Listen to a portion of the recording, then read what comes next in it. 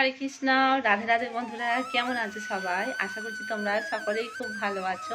নয়নমণি সেবা চ্যানেলে তোমাদের সকলকে শুভেচ্ছা জানিয়ে একটা নতুন ভিডিও নিয়ে চলে এসেছি। আমার গোপাল সোনাদের আমি খালি গায়ে বসিয়ে রেখেছি, সেই বৈশাখ জ্যৈষ্ঠ মাসের মতন। ফিরে যে এত গরম ফেলেছে, এই যে কদিন বৃষ্টিটা হলো, তো বৃষ্টির পরে এতটা গরম ফেলে সত্যি আমরা বুঝে উঠতে পারিনি। প্রচণ্ড গরম ফেলেছে। আর এদিকে তো কি বলবো, এতটা গরম হচ্ছে, আমার গোপাল সোনাদের তো আর জামা পরতে ইচ্ছে হচ্ছে না। তো সেই জন্য নয়ন সোনা তো ও তো একদম পরবে না, ওকে তো খালি গায়ে রেখে দিয়েছি। আর মণি সোনা তো ও তো পড়তে চায় না, ওকে পরালে পরবে, তবে ওকে আমি খালি গায়েও রেখেছি। তবে নীল পুচকু ওকে একটা জামা পরিয়ে রেখেছি। সোনা মোনা আর কানের দুলটুলগুলো সব খুলে রেখেছি, কিছুই পরায়নি, দেখতে পাচ্ছ। ভিডিওটা করছি বলে একটু ফ্যানটা বন্ধ করে রেখেছি, না হলে কিন্তু কন্টিনিউ ফোন কন্টিনিউ কিন্তু ফ্যান সবসময় চালিয়ে রেখেছি, না হলে আমার ছোট্ট সোনাদের খুবই গরম হবে, এই গরমেতে কষ্ট হবে। আর নীল সোনাকে তো একটু হালকা এরকম জামাটা পরিয়ে রেখেছি, আর রাত্রে খুলে দেবো। আর যে নয়ন সোনা, দেখো নয়ন সোনাও কিছু পরে নেই, কিন্তু ওকে কেমন লাগছে দেখেছো, খালি খালি লাগছে ভীষণ। গলার হারটা নেই, কানের দুল নেই, কিছু নেই। কি গরম ফেলেছে রে বাবা, ওই জন্যে আমার গোপাল সোনাকে আমি কিছুই পরাইনি, তিনজনকে সাজুগুজু কিছুই করাচ্ছি না। গোপাল সোনার জন্য আমি এখন একটু খাবার বানাবো ভাবলাম, একটু লাড্ডু তৈরি করব বলে ভাবলাম, কিন্তু আমার এখনই একটু এক জায়গায় যেতে হবে, যার জন্য সন্ধ্যাটাও হয়ে এসছে। এখন আমি বানাতে পারবো না, সন্ধ্যার পরে আমি সন্ধ্যাটা দিয়ে বার হব, আর এসে রাত্রের দিকে পারলে গোপাল সোনার জন্য খাবার করে রেখে দেবো। তবে আগের দিন আমি একটু কলা ছিল, ওর পিসিমণি রান্না পুজোর সময় বাড়িতে গিয়েছিলাম, রান্না পুজোতে একটু কলা দিয়েছিল, তো সেই কলাটা অনেকটা পেকে গিয়েছিল, তো তার জন্য আমি কালকের একটু বড়া করে রেখেছি, সেটা এখন সন্ধ্যার সময় দেব। তো সেই খাবারের বিষয় নিয়ে একটা ভিডিও করব ভাবলাম, সেই জন্য চলে আসলাম তোমাদের সামনে। দোকানের বানানো জিনিস খাবার নিয়ে, যেগুলো ভোগ আমরা নিবেদন করি গোপাল সোনাকে, তো আমি দুদিন আগেকার কথা বলছি। তো দোকানে আমার গোপাল সোনাকে ভোগ নিবেদন করার মতন কিছু বাড়িতে ছিল না, তো সেটা মিষ্টি দোকানেও যেতে পারছি না। আমাদের এখানে কাছাকাছি একটা মিষ্টি দোকান আছে, সেখানে তারা কিন্তু বৈষ্ণব, তাদের দোকানে মিষ্টিটা আমি প্রায় সময় নিই, সবসময়।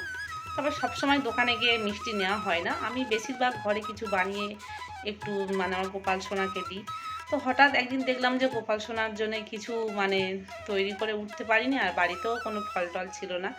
তাই আমাদের মুদিখানা দোকানে গিয়েছিলাম, তো সেখানে গিয়ে দেখলাম যে বেসনের যে গোল গোল যে লাড্ডুগুলো হয় না, দেখতে কিন্তু খুবই সুন্দর। তো ছোটোবেলায় না, আমি সত্যি বলতে ওই লাড্ডুটা আমার যেন ঠিক ভালো লাগতো না, খেতে ভালো লাগতো না, কিন্তু দেখতে তো ভীষণ সুন্দর লাড্ডুটা। তো সেই লাড্ডু আমি নিয়ে এসেছি, আমি ভেবেছি যে আমার ভালো লাগে না, তা কী হয়েছে। আর অনেক দিন পরে ওই লাড্ডুটা আমি কিনলাম, সেই ছোটোবেলায় কিনেছিলাম, তখন খেতে পারতাম না, ভালো লাগতো না এমনি যে। সেই লাড্ডু আমি কিনে নিয়ে এসেছি, ভাবলাম যে গোপাল সোনা তো লাড্ডু পছন্দ, তো সেই লাড্ডু কিনে নিয়ে এসেছি, দুটো কিনে নিয়ে এসেছি, এনে ভোগ নিবেদন করেছি। তো এবার প্রসাদ খাবো। আর সেই সময় রেখে দিয়েছি, ঢাকাতে রেখে দিয়েছি। কিছুক্ষণ পরে গোপালের বাবাও এসেছিল, আর আমি একটু মুখে দিয়ে ভেঙে রেখে দিয়েছি। সত্যি বলতে ছোটোবেলায় খেতাম যেমন খেতে পারতাম না, ঠিক সেই রকম লাগলো, ভালো লাগে না খেতে। তো তারপরে মেয়ে আসলো, মেয়েও দেখলাম যে প্রসাদটা মুখে একটুখানি দিল, দিয়ে খেতে পারলো না, রেখে দিল, ভালো লাগে না। ছেলেও কিন্তু সেই সেম একই মতন মুখে দিয়ে খাইয়ে রেখেছে, দিয়েছিল দুটো লাড্ডু। তো তারপরে ওর বাবা আসলো, গোপালের বাবা আসলো, তো বলল যে খিদে পেয়েছে, তো আমি বললাম যে ওখানে একটু প্রসাদ আছে, গোপালের প্রসাদ আছে, তুমি ওটা নাও। বলতে প্রসাদের পাত্রটা দেখে বাটির মধ্যে প্রসাদটা সঙ্গে আমাকে বলল, তুমি এই লাড্ডু কেন নিয়ে এসছো, এই কেন কিনে নিয়ে এসছো। আমি বললাম তা কী হয়েছে, বলো না এটা কিন্তু খেতে। তো তখন গোপালের বাবা বলছিল যে ওটা কিন্তু, এই লাড্ডুটা একদম খেতে ভালো না, কেমন তিতকুড়ি মতন।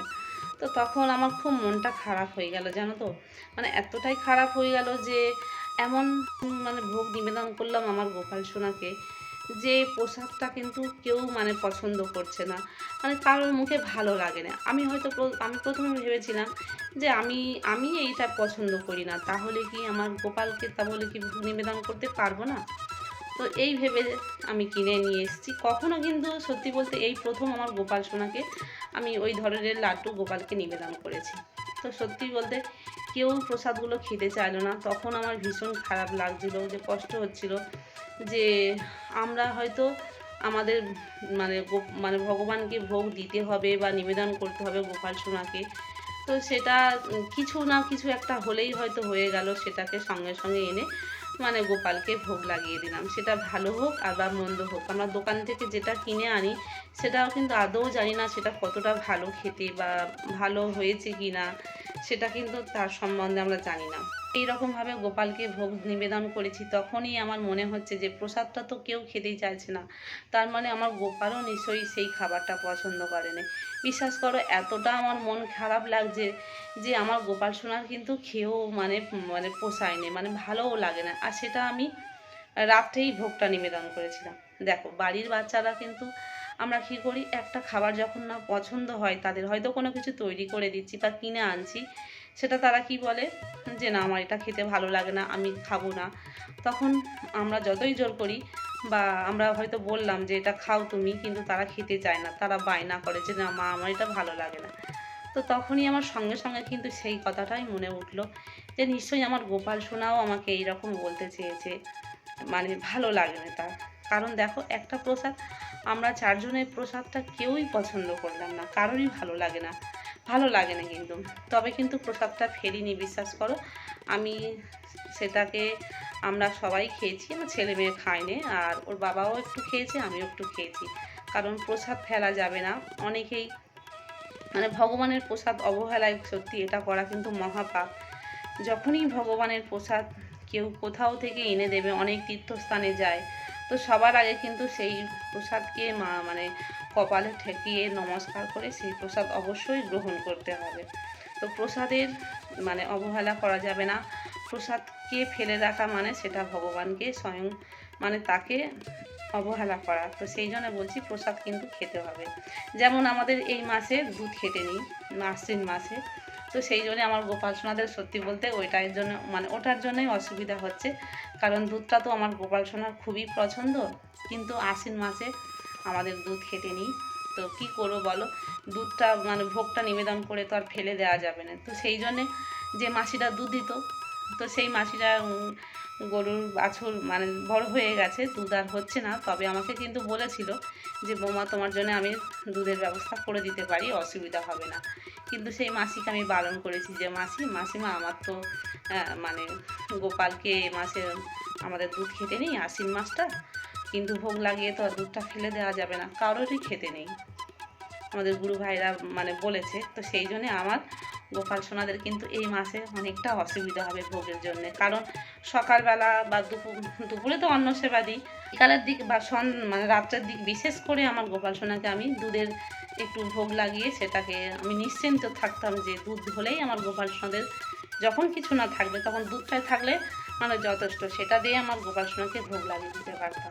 কিন্তু এই মাসটা যেহেতু মানে দুধ খেতে নেই, আমাদেরই তো মানে খেতে হবে ভোগটা লাগিয়ে, তো ফেলে দিতে হবে বাধ্য হয়ে। তো সেই জন্যে মানে দুধটা আর নিচ্ছি না। তার জন্য কিন্তু সত্যি আমার সোনাদের কিন্তু খুবই অসুবিধা হচ্ছে গো, ভগবানকে সব কিছু লাগানো। এইরকমভাবে আমার গোপাল সোনার ভালো মন্দ লাগাটা আমি কিন্তু ঠিক কোনো না কোনো প্রকারে আমি জানতে পারি। সেদিনের ভোগটা যেহেতু গোপাল সোনার পছন্দ হয়নি, সেটা কিন্তু আমি ঠিক জানতে পেরেছি। কার কার গোপাল সোনা বাড়িতে রয়েছে, যাদের বাড়িতে আছে মানে গোপাল সোনা এইরকম দুষ্টুমি করে থাকে, তোমরা আমাকে একটু কমেন্ট করে জানিও। আমার গোপাল সোনা কিন্তু খুবই দুষ্টুমি করে, সেগুলো আমি সব কিছু এই ভিডিওর মাধ্যমে শেয়ার করে থাকি। তোমরা অনেকেই দেখেছো আমার গোপাল সোনার সব রকমের দুষ্টুমি তোমাদের সঙ্গে শেয়ার করে থাকি। তো তোমাদের আমার গোপাল সোনার কার কার ভালো লাগে একটু কমেন্ট করে জানিও। আর যারা যারা চ্যানেলটিকে এখনও পর্যন্ত সাবস্ক্রাইব করোনি তোমরা প্লিজ চ্যানেলটিকে সাবস্ক্রাইব করে পাশে থেকো। আর ভিডিওটি কেমন লাগলো আমার গোপাল সোনার এই দুষ্টুমিটা তোমরা কিন্তু কেউ কমেন্ট করতে ভুলো না। আর কমেন্ট বক্সে অবশ্যই রাধে রাধে লিখে দিও।